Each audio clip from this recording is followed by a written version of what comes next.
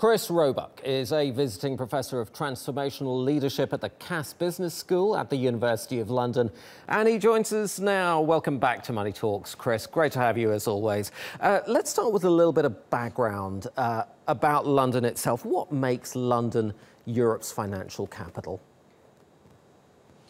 The advantage of London is sort of multitudinous in that there has historically been a build-up of banking for, to be blunt, a few hundred years.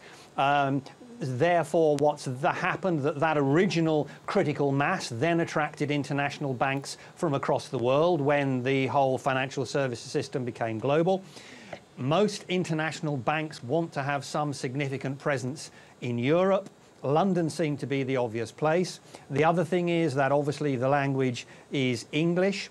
In addition to that, what is also interesting that most people forget is, in addition to the banks, a significant range of top quality professional services institutions, such as lawyers, accountants, etc., have also built up within the City of London to provide the critical additional services that these institutions need. Okay. And in terms, to be blunt, in terms of simple time zones, sorry, go on. Let me jump in there quickly. We do live in 2017, though. Why can't places like Frankfurt and Paris replicate these kinds of things now? I think it's about how long it takes you to build up a critical infrastructure, a critical mass of the expertise within the financial side and the supporting professional services. One of the other things about London that is good about Europe actually as a whole is that it's halfway between Asia and USA in terms of time zones. So it's possible to have a meeting in London and speak to both Asia and the USA as those markets open and close.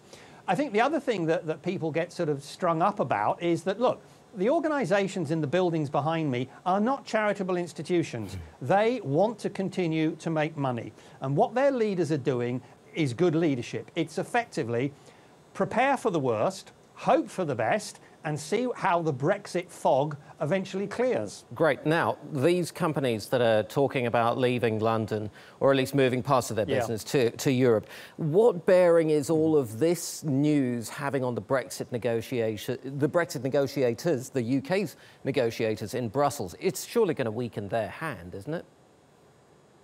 Well, the question is, depending which negotiators or which government ministers you're talking about, one, do they care? And two, what can they do about it?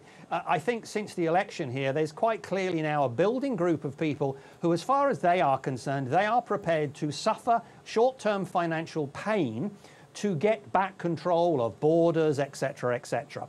There is another group of people that are saying, actually, let's be a little bit flexible on this, because we really don't want to be in a position where there is significant tax revenues that are now currently going to the British Exchequer, going to the German Exchequer.